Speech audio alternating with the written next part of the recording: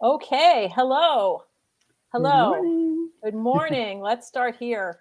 There we go. No, let's start there. This is where we Wow. usually start. Hi, I'm Leslie, I'm Stephanie. and we are the Hand Readers Guild, and we live stream these videos usually in the morning, which is why we said good morning. But you might be listening to it in the evening, so whatever Good time of day evening. it is, we hope it's great for you, and we hope you're here. You're going to enjoy what we're here to present today. We are here today to talk about the lifeline. The lifeline on your hand. The lifeline on your hand is the line that goes, whoops, Oops. Right still haven't here. got my camera figured out, I around know. your This thumb, way. around your thumb This, like this. And, this way. when I start talking about the lifeline to people, they often get very nervous because they think I'm going to tell them how long they're going to live. And we're here to tell you today that we can't actually do that. Right. But before we get into any details on that, let's talk a little bit more about the Hand Readers Guild and what these videos are about and where you can find out more about us and the other stuff that we are talking about in relation to hand reading. So we are the Hand Readers Guild. We do these videos live. We have a YouTube channel, which you can subscribe to, called the Hand Readers Guild. We also have a Facebook group, the Hand Readers Guild Forum, where you can come in and ask questions. We have lots of diagrams in there and little bits of teaching. And you can go there and join our group. We also have a Facebook page, and the link to that will be below this video. We hope that you will join us if you're enjoying these videos. We have more than a dozen up at this point on all kinds of topics related to hand reading and fingerprints, which is a very interesting topic. And before we go and get started, the last thing we're going to do is I'm going to have Stephanie give you our disclaimer. Our disclaimer: we are live, and we're at home, so we're live and at home, and we have dogs and kids and everything. Well, I have kids, and we both have dogs, and things happen. Dogs ring the bell, bark at the kids, all that kind of. The kids come in. So you just have to Singing roll with opera. us. Yes, we don't know what's going to happen. Right, and we make mistakes, and we don't edit these. We don't edit these. We just come to you as we are, and we hope you enjoy laughing along with us when these things happen. One of the things that you will notice is that we do talk about specific topics, but they relate in almost all of our videos. We have some kind of correlation to at least something related to one topic or another. Right. We might point you back to another video. Yes. If we mention something that interests you, we'll tell you where else to go learn more about it. Exactly. All right. So back to our slideshow. We are here today to talk about the lifeline. And as I mentioned, that is the curved line that surrounds the ball of your thumb. So yes, it is. Most people worry that the lifeline is going to tell you how long you're going to live, but it does not. And I am here to tell you that I'm living proof of this, because I like to say I have the world's shortest lifeline. It is a very short. If I had a, well, I don't know. Let's see. You think I could do this? I don't know. Go back to the other. There you go. Right. All right. I'm going to put my, let's see. Go the other way. Other hand. There you go. Okay. So. Nope. Go to the, there you go. Can you see that? This is my lifeline. I can see it. It ends right there. Yeah. It's really short. So that is my world's shortest lifeline. It might not be the world's shortest, but it's pretty darn short. That's pretty short. It's pretty short. And if we were going to use timing on the lifeline, that would have been in my 30s. And I am here to tell you that I am having a birthday this coming week that puts that age that I would have died, if this could tell me when I was going to die, back 30 years ago. So happy birthday. Yeah, giving away my age here.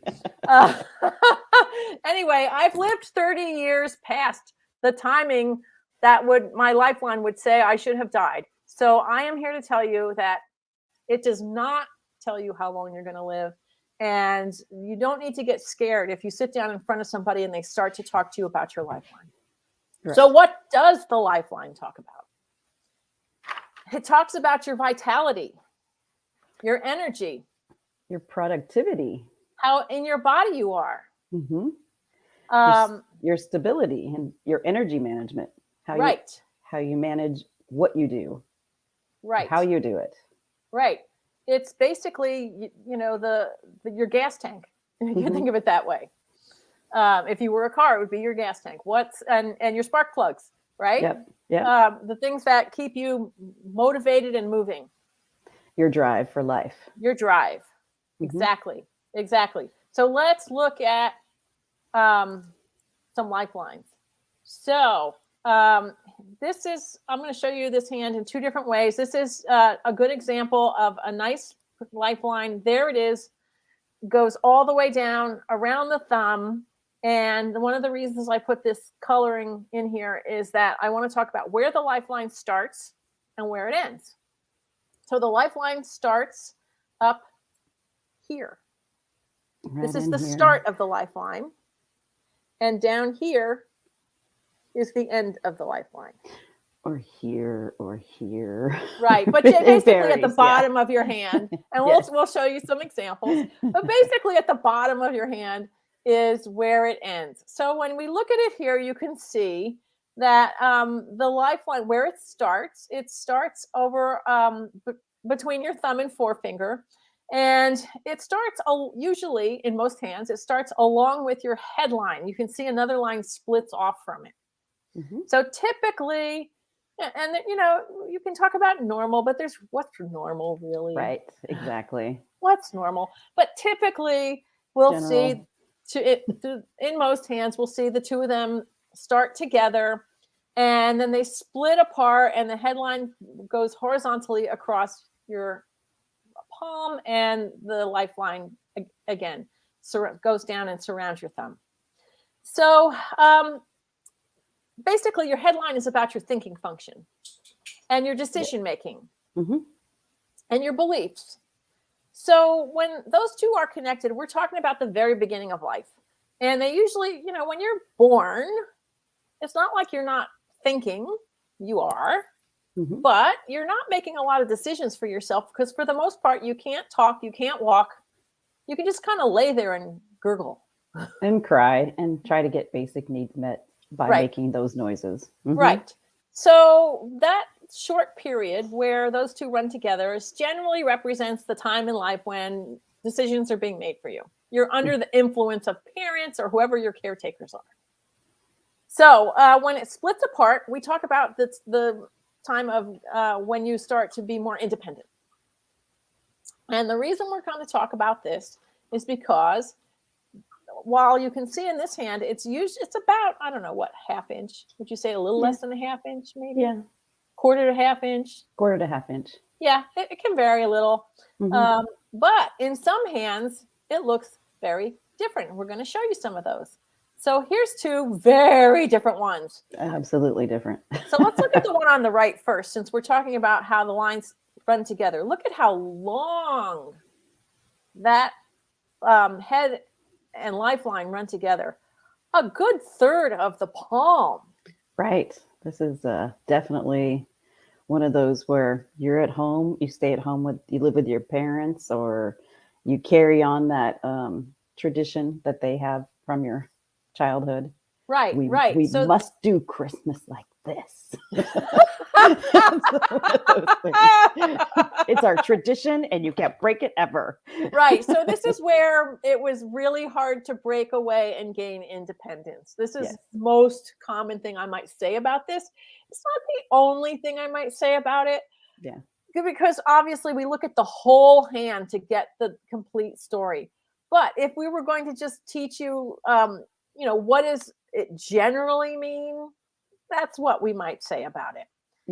Now, on the other side, on the left, we have a headline and a lifeline that don't touch at all.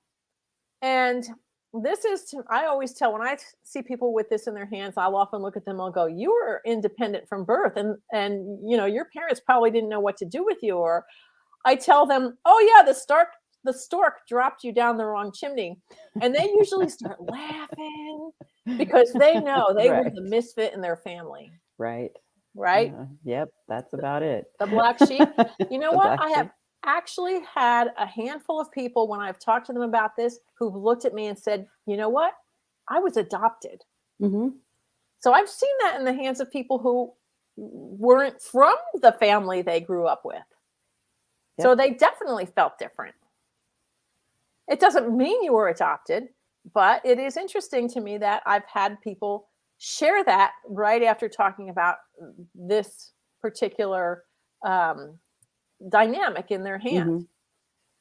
So these are, I'm not going to say they're not uncommon. Mm-hmm. I wouldn't call them rare. Would you? No, they're not. I would not call them rare. It's atypical. Atypical, right. Yes. So really what we're going to see more often is Mm-hmm. this, but you will sometimes see this. So, this is how your energy and drives are being shaped Mm-hmm. when you are, fairly young still. And the one that goes a third of the way across the hand, we're talking well into adulthood, where they are the one on the right there. Definitely, maybe having controlling parents or one controlling parent, or growing up, maybe someone grows up and then they marry someone who's exactly like their controlling parents and they just keep the dynamic going. There's different things that this could mean. Mm-hmm. Okay, so now we're going to look at endings, lifeline endings. So,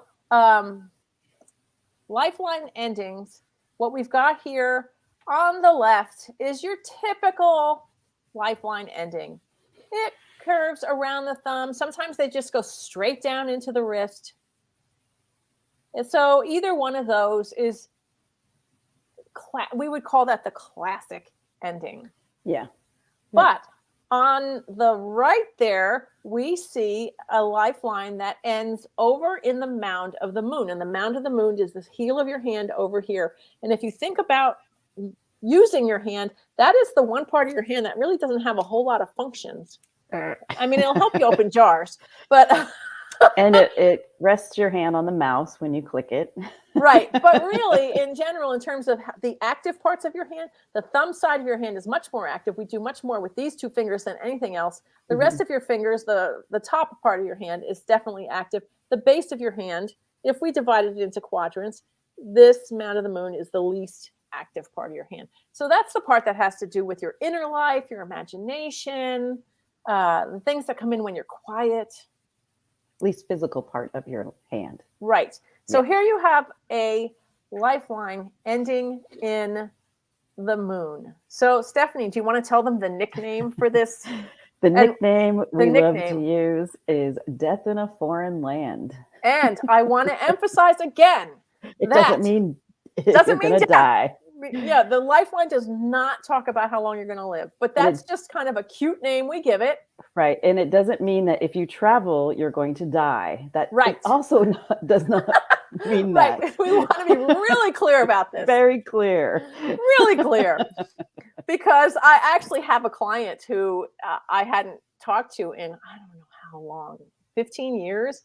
And when I asked her, she was someone who didn't come to me so much as her readings were gifted by a family member. And the second reading, the 15 years later, her family member gifted her another reading. And I asked her, about the time we met before. And she goes, all I remember is you told me I was going to die in a foreign country. And I'm like, okay. No, that's not what it means. So I had to re-explain that is not literal. It is not so literal. Maybe we shouldn't actually use that term. So basically what this means is that your life force is vitalized by foreign travel or even domestic travel, interactions with people from other cultures. What else would you say about it? Not staying in the same place. You're moving, you're shaking, you're out there. You're not. It is less likely for you to actually go back to your hometown to retire. Right. You want to it's the adventurer. The adventurer. Someone who really wants to experience all different kinds of things in life. Right. And that is what fills the life force. So, Yep. yeah, we're not talking about dying over there. We're No. actually literally talking about the more you are move on in life, the more you discover that there's even more you want to experience. Right. Right. Okay, so no actual death there. It's just fun. Yes, except when you have a client come back 16 years later and say, "You just told me I was going to die in a I've foreign country." never traveled No! because of this. No! That's horrible. Yes, that's not what No. it's supposed to be. Not what it means. No. Okay, so now let's look at some other ways that the lifeline might look on hands. So the first one we're going to look at is a weak lifeline. I actually should have put a strong lifeline, shouldn't I? The first, actually, the first one, I think, The first that's one a that we pretty had, strong lifeline. it's pretty strong. It It's has well- its moments. Yeah, But it gets down towards the bottom. It Yeah. gets a little paler, but for the most part, that is a line that is pretty strong, well carved, clean. Yeah. So Fairly we're going to clean. look at a bunch that aren't strong and clean. And this is one, and you can see right away, when you look at the headline and the heart line, those are much deeper lines. And then the lifeline is fairly weak. Mm-hmm. So it's thin, it's shallow. So one thing it can mean is someone's not in their body, right? If you know what that, Yep. what we mean by that. Yep. You're just floating in space, kind of here. I'm physically here, but I'm mentally checked out. Right. It Or- can mean someone who's very sensitive. It could also mean there's just no energy. You have a loss of energy and you can't wake up or, get out of bed. Right. Burnt out. Burnout. Mm-hmm. Burnout. It can show someone who feels they need to be invisible. Yep. Because maybe they have low self-worth. Mm-hmm. So many things that can go with this. Right. So essentially it's a way of not showing up. Yeah. Here's another weak lifeline. This one's a little weaker at the beginning and stronger as it goes down. So I would say that this person had more stress earlier in life, or they are still carrying memories of early stress and have been working on finding ways to be more grounded, but they probably have moments. So they go in and out. They fade a little bit. Right. So another thing that we say is happening with a weak lifeline is often there's a search for security or safety or stability. Stability is a good word for that. Especially just want things to just stay the same for a while. Right. Especially with their, the beginning of their lifeline and their headline that don't connect. Right. So in this hand, big security. Right. In this hand, you can see this is one of those where the headline is very, very separate from the lifeline. And actually, in the last example we showed you of a weak lifeline, they ran together for much longer than average. So both of these hands are indicators of early life that did not make the owner of these hands feel safe or stable or secure. And that's what I would say about these. Yes, I would too. Yes. So early life, either too much control or too much chaos, one or the other, or a sense of not feeling like they belonged. Right. So now we're going to show you a broken lifeline. And this lifeline, I would say that this has a repair because there's a slight overlapping, even though the two lines don't connect. So you can call that a repair. I have seen ones where there's a break and there's actually a space. Have you? Yes. Oh, yeah. Yeah. But this one, the one line stops, the other line starts again next to it, and continues all the way down around to the base of the hand. So it's a repair. So what a break in the lifeline shows is a major life interruption. And major life interruptions can be all kinds of things. They don't have to be traumatic. They don't have to be horrible. They can be a change of lifestyle, like maybe you move across the world to take a job. Maybe you it can be an illness or a trauma, but it doesn't have to be. What other kinds Right. of events can you think of? I think that you got that one pretty much. Right. Other than traumas, I can think of, like, you had a medical issue at that point and it completely changed the way you looked at life. Right. It's a different change. It's a different look on life. Basically, you're right. swapping your old beliefs and now you're finding something different. Right. Or your reason for what you do, your motivation may change because of something that happens. Yep. Maybe you experience something and you decide to change careers. And I would say that's a likelihood for this hand. Wouldn't you? Because yes, the fate line, the Saturn line, which is the vertical line that goes straight up the middle of the hand from the base of the hand to the middle finger, also has a little overlapping break in it. Mm-hmm. So in my opinion, if I were sitting down with this person, I would ask them about a career break that affected their life in more than just changing jobs, like had a larger impact on their life. So it may have affected their livelihood as well as their life force. All right, let's look at another stressed out lifeline. This one, the whole hand looks a little bit stressed out, doesn't it? Yes. This is very wiry, electric. Yes. So this, if you look at the quality of the line, and it's not just the lifeline, it's the three major lines all have this. It looks like a braid. It looks like somebody took a little cord and braided it over and over and over. So braided lines are a thing in hands. It's not a one-off for just this person. We see them. And this particular, it is a marker of stress. It's one of the markers of that shows that the line is not necessarily healthy. Yeah. So, a lot of braiding in this hand all over. So on the lifeline, braiding can show like where your nervous system is. You constantly never know what to expect next. It can be a feeling that someone else is running things and you just don't ever know what to expect. What else would you say about braiding? It could be like an energy thing where you go in and out of feeling good or bad, and they could be interwoven.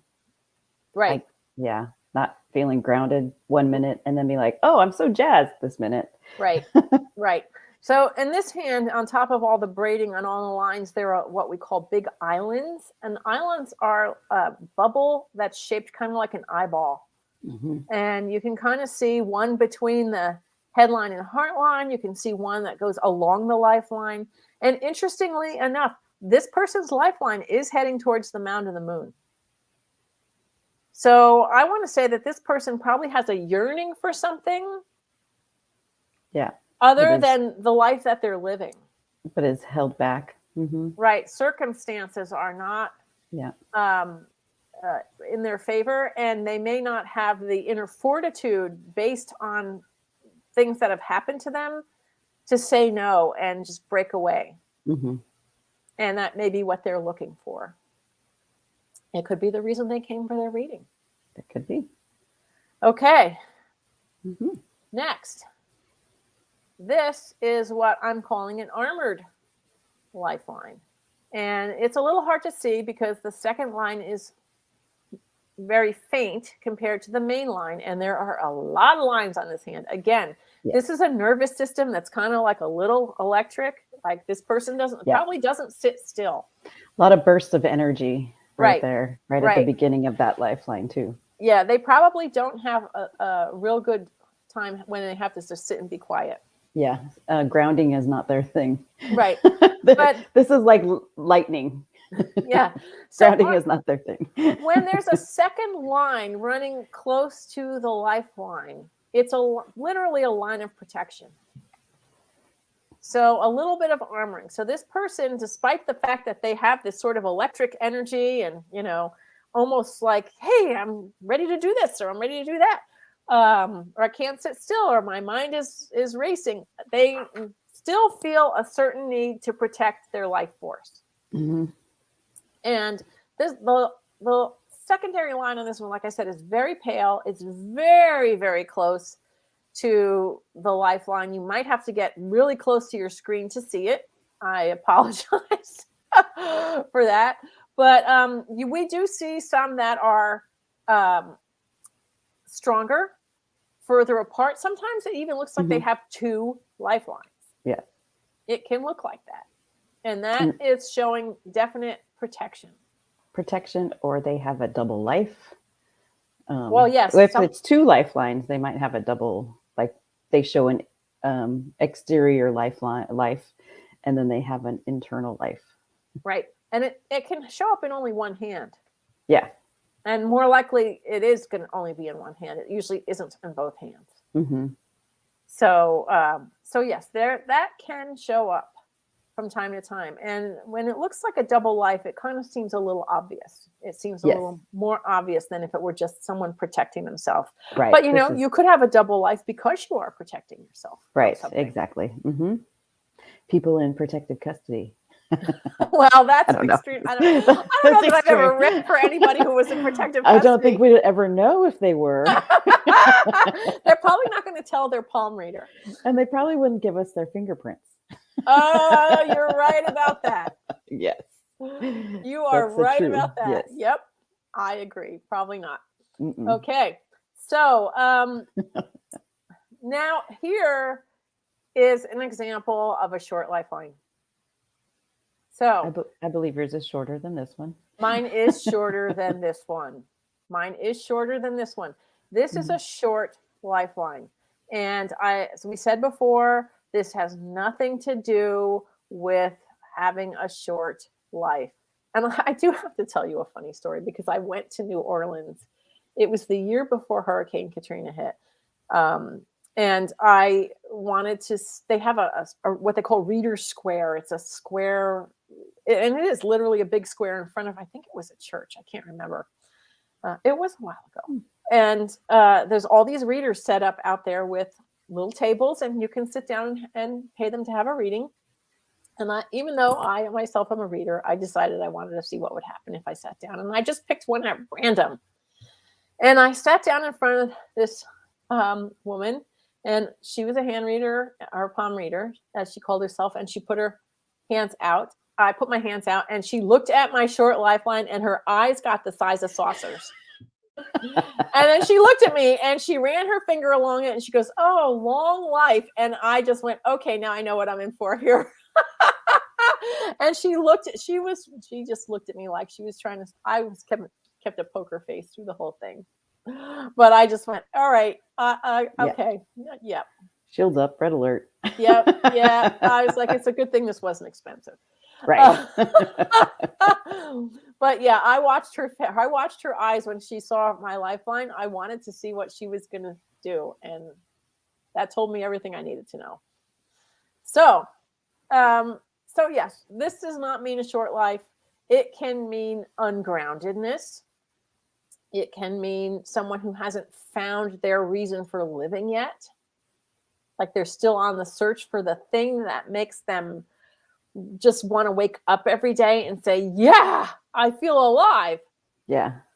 What other reasons would someone have a short lifeline? I think that's the main one. I think those are the main ones. Right. Maybe medical issues, but yeah, but we don't like to talk about that. Those. Yeah. Right. And if someone volunteers about that, we might look further in the hands. But this hand doesn't look to me like they have a lot. This is a fairly calm looking hand. Yeah.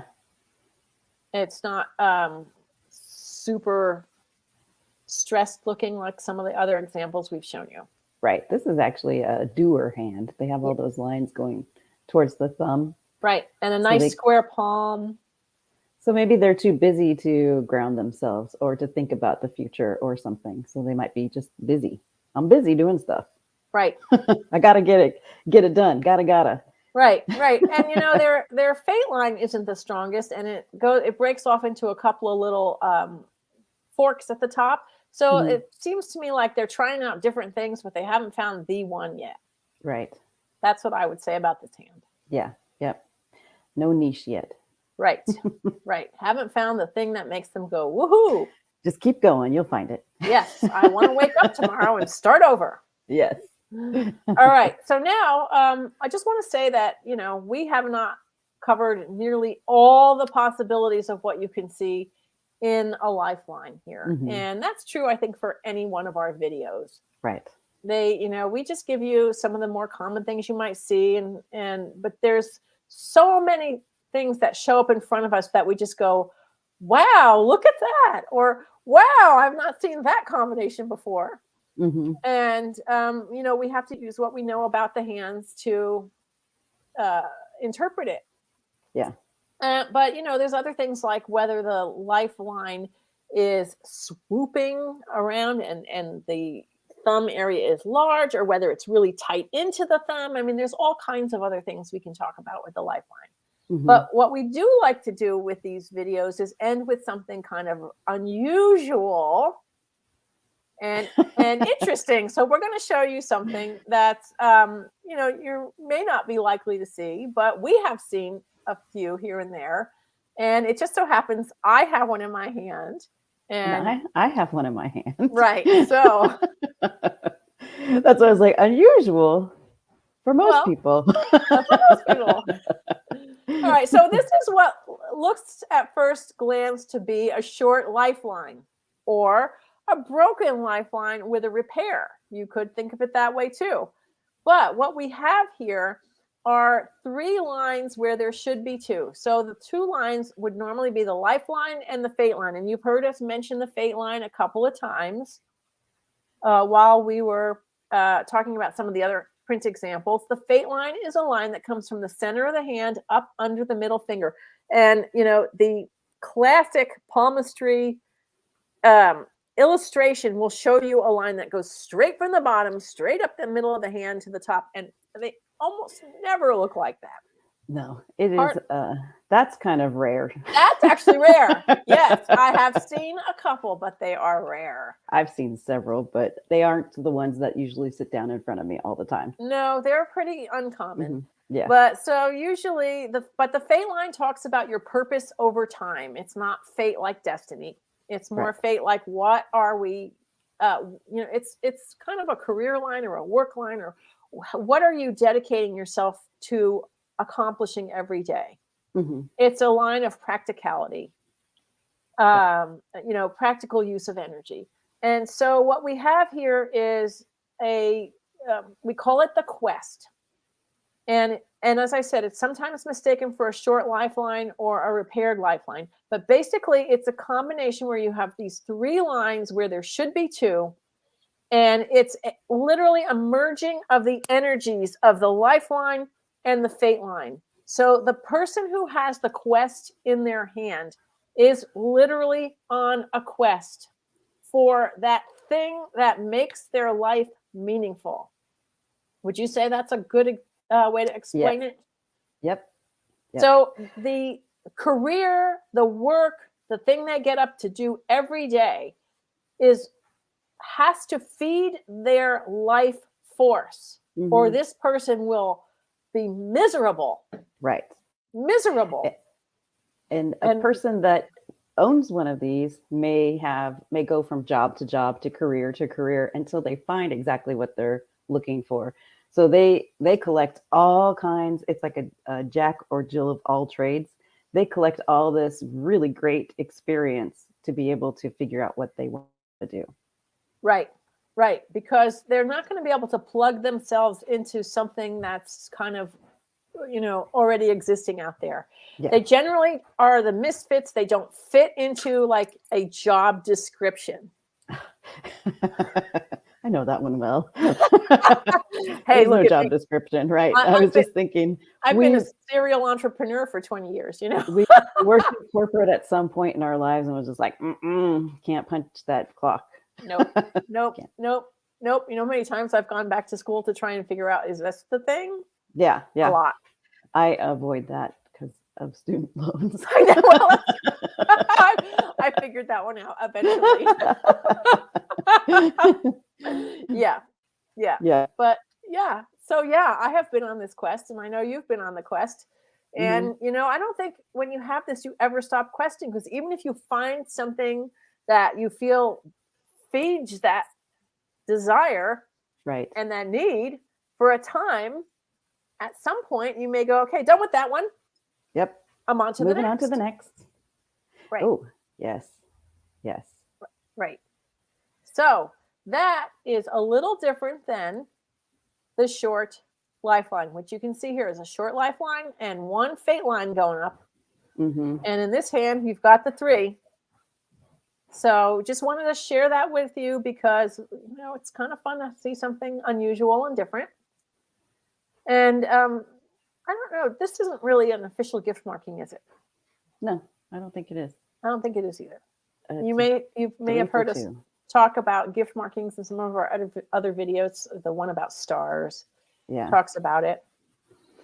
Yeah. For sure. Mm-hmm. So, but it is certainly an unusual marking, and one that means the person isn't going to have the easiest time. They're not going to just, there's a restlessness with this. Yes. Which, I see it in a lot of parts of the hand. Mm-hmm. All of their lines have some part of broken ends to them. Right. Yes. Mm-hmm. Okay. All right. Well, we're going to call it a day for Lifelines. If you have any questions, feel free to leave them for us in the comments.